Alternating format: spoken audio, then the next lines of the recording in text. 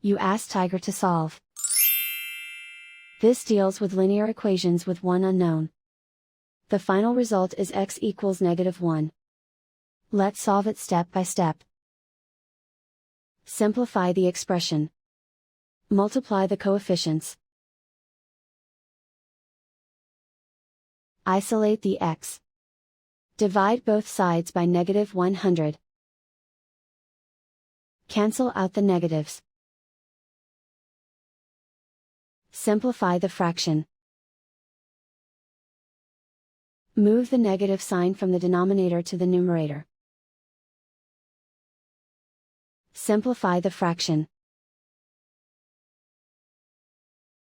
And so the final result is x equals -1.